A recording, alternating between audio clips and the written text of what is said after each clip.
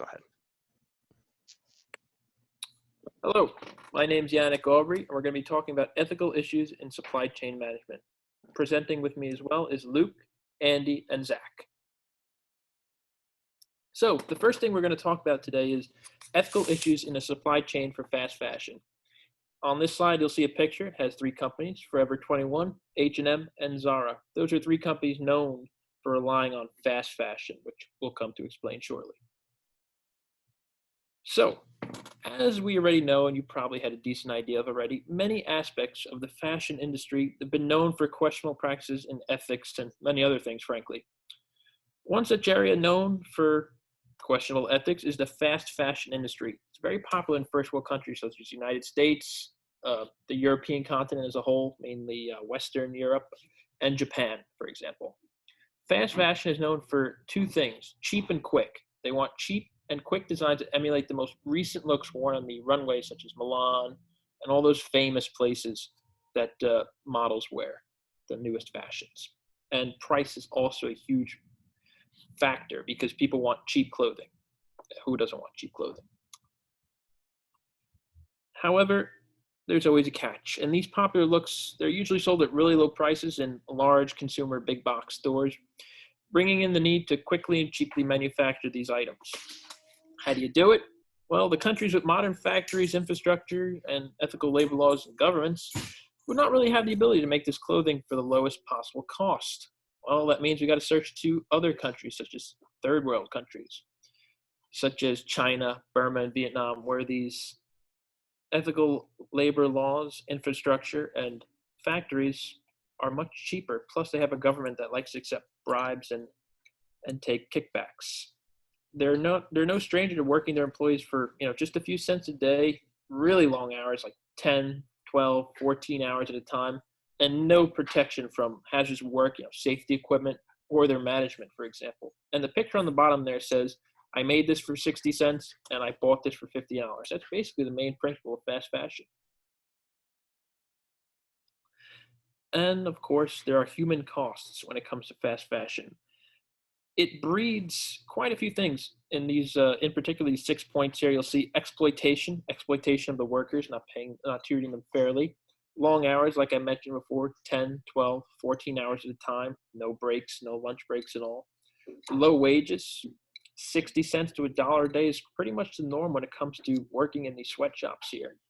Unsafe conditions, no safety equipment, for example, safety glasses, gloves, clothing. None of that is provided to the workers. Then there's child labor, which Andy will touch on later. And then finally, abuse, whether it's of the employees or other things. Very, very popular in fast fashion factories. And these corporations, they really don't care about it. They'll cast a blind eye to all these issues just because they want the business and they want more money. Why spend $25 making a shirt when you can spend $10 making it? You'll make more money. And this picture included on the bottom left there, that is a picture of the Rana Plaza factory when it collapsed in 2013. It's the largest and deadliest incident involving fast fashion in third world countries. It claimed the lives of 1,134 workers. It was in Dhaka, Bangladesh, in Asia. And in the world that we live in today, with social justice and all that, how and why does this still happen? Well, it begins with education, really. Many consumers are oblivious to the fact of where their clothing comes from and how it's manufactured. All they care about is where it comes from on the shelf and gets into their house. They don't think about what happens beforehand. These manufacturers and companies will exploit, and they use this obliviousness of the consumer to further the lower cost and expand their offerings of clothing and other items. It's not just fast fashion. As long as there's a market for fast fashion, it's going to happen. It's a continuous cycle. These consumers are used to buying more clothes than ever before. For example, in one of my sources, you'll read, in 1984, there was only half the amount of clothes was the American average household would purchase. Now it's double that. And simply throwing other clothes that just aren't in style anymore, throwing them away, it's just standard practice these days. Millions of people in these sweatshops for fast fashion need these jobs. Even if they can barely survive the conditions, the treatment, and live off the wages, they're trapped because they need a job. And finally, we ask, how can this cycle be stopped? It remains certain that this costly and deadly cycle can't be stopped immediately. It's not something that's going to change overnight. The change must begin with the individual, with you, the consumer. The way to do it is stop and limit your purchases from these distributors and brands. It's a clear way to do it. But you may say, individually, what's one customer going to do for this? No, it needs to be collective, a group. One person stopping a purchase is not going to change much, but thousands of people, hundreds of thousands of people will evoke change. But we also, on the other side of the coin, must give thought to what's going to happen to these workers that work there. If the factories close since there's no demand for fast fashion, what's going to happen to them? They may get stuck in a worse job, something more dangerous, with worse treatment, lower wages. It's wrong and unethical, but it could be worse for them. And the only thing that can change are drastic changes to stop the plight of the men and women who are working in these fast fashion factories and the unethical practices that take place in them. Thank you. Hey guys, welcome to the next topic of ethical issues in supply chain management. My name is Andy, and I will walk you guys through child labor, the shame of supply chain. Now, first, what is child labor? There are many definitions on the internet, but here's a pretty solid one I found on forgottenchild.org. It says child labor is defined as work that is mentally, physically, socially, or morally dangerous and harmful to children, and or work that interferes with kids' schooling by depriving them of the opportunity to attend school, obliging them to leave school prematurely, or requiring them to attempt to combine school attendance with excessively long and heavy work. And the child labor covers the age between 5 to 17. Now you guys know the meaning. Let's go through some numbers. Here are some statistics about child labor that I found from an article titled A Closer Look at Child Labor, Supply Chain Shame. It was published back in 2018. There are totals 265 million working children worldwide. 168 million working children are from the supply chain alone.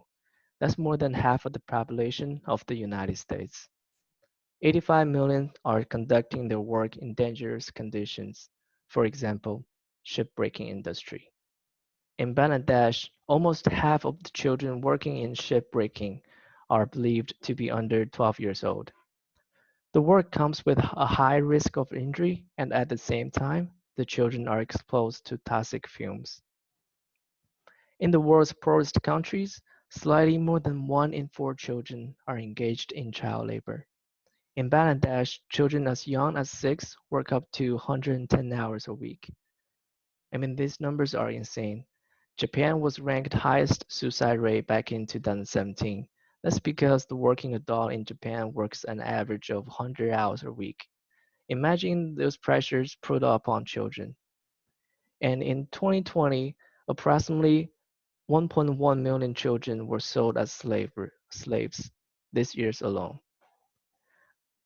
Yes, modern slavery is still a thing. According to International Labor Organization, 1 in 4 victims of modern slavery are children. So you guys might wondering why child labor is so attractive to business. First is profitability. Business can keep their low cost of labor, and most of the time children are easier to control. And the second one is being competitive advantage. So low labor costs can make business to lower their selling price in order to gain advantage over its competitor. And why does child labor still occur? So there are 5 factors: low family income, debt, illness or death in the family, gender stereotypes, intergenerational. Let's talk about each one of them. So low family income. This happens when adults in the family are unemployed or have extremely low income. They do not earn enough to cover the family's costs, so they need their children to work in order to survive. Debt. This happens when families face large, unexpected costs such as medical bills. So the family borrowed those monies and may become debt bonded, where children were used in exchange for the loan. Illness or death in the family. Extended illness or death in the family can result in expensive medical bills or loss of income. Thus, children will be forced to work. Gender stereotypes. Girls can face discrimination with expectations they will work for the family, particularly in the household, rather than go to school. This example happened to my mom. So my mom was a top student back in high school, but her parents told her to start working to support her brother to go to college. Intergenerational. If parents were child laborer themselves, it can be seen as tradition or appropriate for children to work, particularly if they are expected to work for and eventually take over the family's small business or farm. So you guys might be wondering why it is so hard to stop child labor. Why does it still persist? So although over the years researchers have seen that parents in poor countries would ultimately prefer their children to receive an education and work less, but without children working, those poor families were forced to choose which child to feed. And it is not a simple fix. Stopping child labor won't necessarily mean better life for them. And there's example, Walmart incident in 1993. So Walmart was discovered using children to produce their clothing. So Senator Tom Harkin proposed a legislation that will ban imports from those using children. Devastatingly, they found that these children ended up in even worse employment with more inhuman conditions. A large corporation business has little to no control.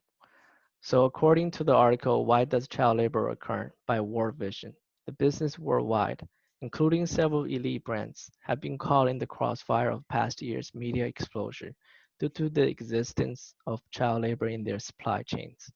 The typical responses followed the instance, quote, "We had no idea. Our company is truly horrified by this discovery. We're working towards a solution. This type of working condition doesn't at all reflect the value of our corporation." The end of the quote. So our group think the problem is that once a company gets bigger and bigger, the owner will have little to no control over what's underneath their business. So how can we stop or prevent child labor practice? And beware as a customer. So if you know that one store has been using child labor for their products, let your family, friends know and stop going there and purchase their products. And buy fair trade product. Um, there's a plenty website or application that help you identify and browse companies and on how they score on labor policies. And here's the website you can use. You can check it out. So overall, it's not an easy task. All of us need to come together and prevent child labor happen again. It won't be quick, but little improvement will be a huge step for the generation ahead of us.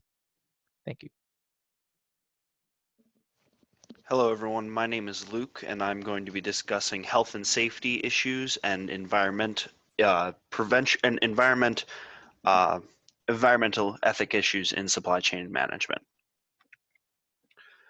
So one of the things that's worth noting is that just like the workplace and just like workplace safety, supply chains are a constantly changing and dynamic aspect to a company. From company to company, from industry to industry, regulations and penalties for violating those industries can vary wildly.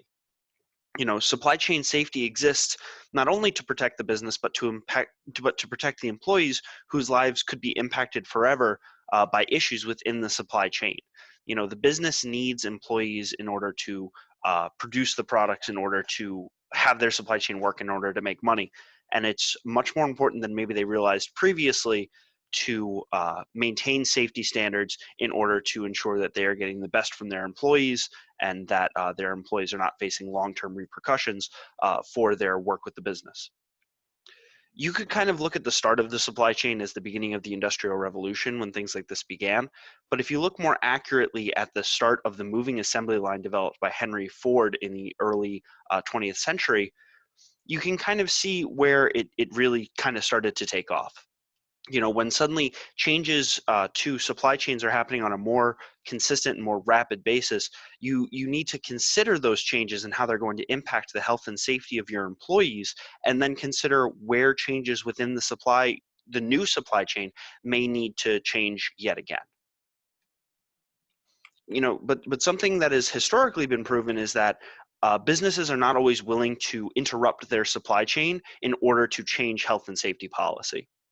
Two factors, however, have shown to directly impact whether or not there are going to be changes to health and safety policy for supply chain management. The first is how those health and safety standards are going to impact the overall supply chain. The turnover rate, the quantity of goods produced, the bottom line of the company, these are all things that they want to consider when deciding whether or not they're going to make changes not only to the supply chain, but to the health and safety standards associated with that supply chain. And they're less likely to consider the aspects of the health and safety regulations that are going to negatively impact the company, especially the ones that have a much larger negative impact than others. But the other factor is direct legislative and regulatory pressure. These companies may not be willing on their own to decide whether or not they're going to change. They may not be trustworthy enough to kind of make that decision for themselves. But several legislative bodies have passed laws directly impacting labor laws. The first in 1938 being the Fair Labor Standards Act, which created the minimum wage. It created time and a half for employees working over 40 hours, and it prohibited the employment of minors within the United States. Jump forward a couple of years and you've got the OSH Act of 1970 and OSHA's creation in 1971, both of which were created to ensure that employers provided workers with safe and healthy work conditions from recognized hazards such as toxic waste, excessive noise levels, mechanical danger, or unsanitary conditions.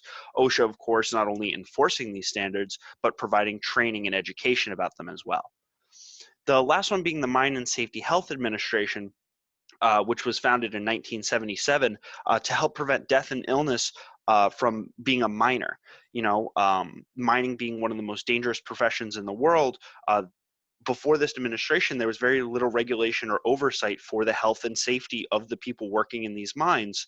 And so the Safety and Health Administration works to enforce those protocols and ensure compliance from the businesses under their jurisdiction.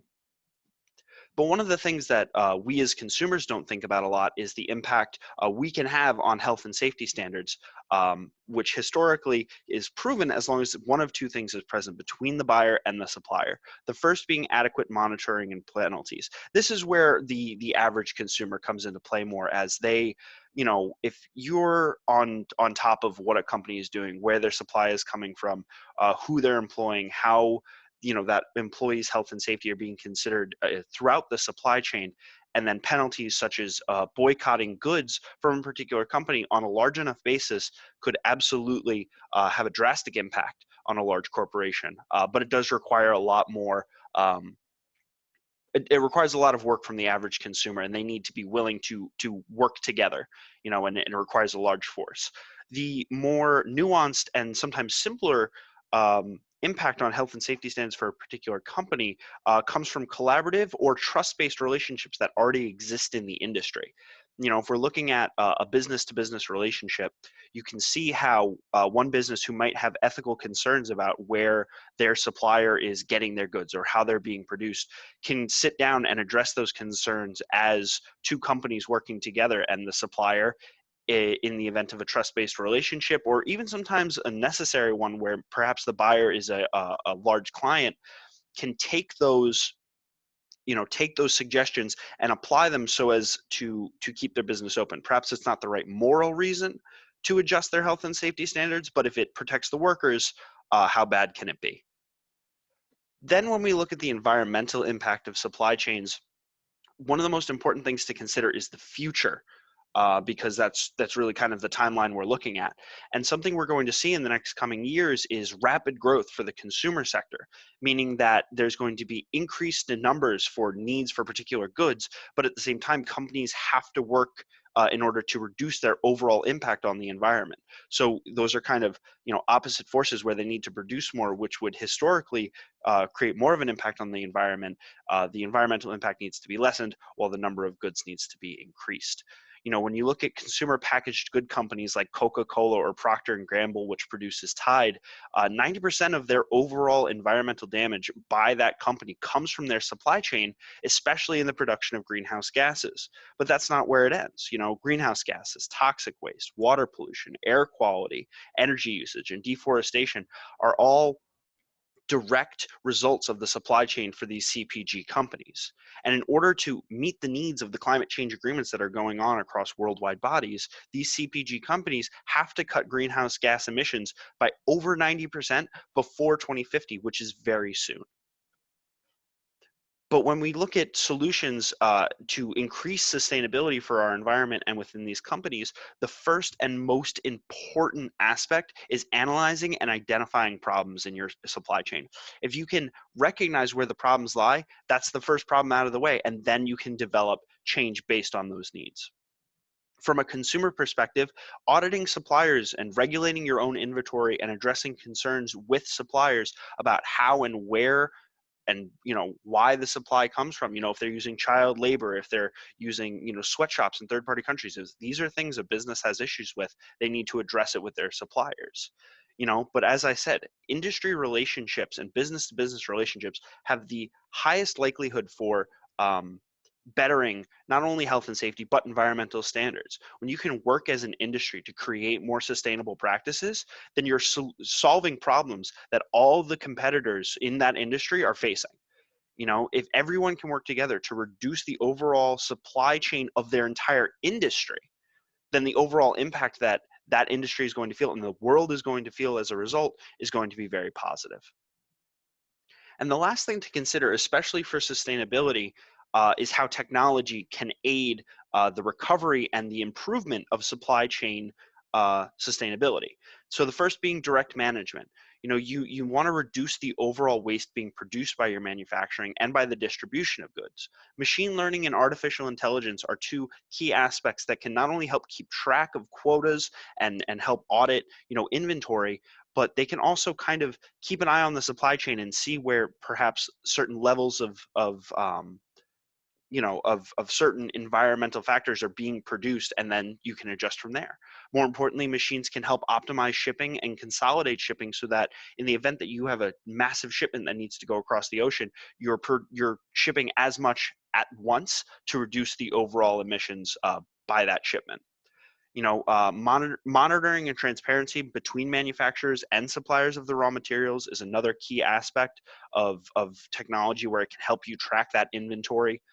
Predictive analytics comes from that machine learning where you can kind of keep an eye on certain areas that the machine is saying, this is where the problem lies, this is where you need to look.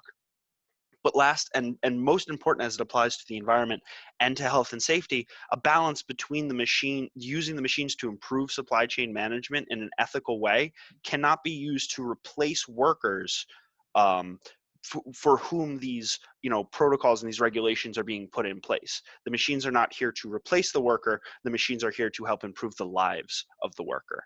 Thank you. Hello, everybody. My name is Zachary Bobbery, and I will be speaking upon Amazon's ethical dilemmas. So for this ethical case, I had interviewed my older cousin, who is a head lawyer on one of Amazon's multiple lawsuits that is currently going on right now. And I will be speaking about the health and safety issues of worker exploitation. So why is Amazon facing multiple lawsuits? Amazon's intimidation towards workers to avoid complaints about working conditions during the pandemic is a huge problematic issue that is currently going on within Amazon Corporation. One of their ethical issues is Amazon is a massive company that is the most profitable during the pandemic.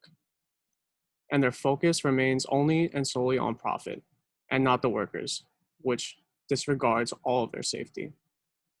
Many of the workers had pre-existing health conditions. They were given access to unpaid time off policy. Before the pandemic was over, they suspended the UTP. and they had also instituted a paid sick leave for workers that tested positive for COVID. They would get 2 weeks off paid. However, they did not communicate how to apply for paid sick leave. There was a multi-stage state general inquiry into Amazon's paid sick leave policy.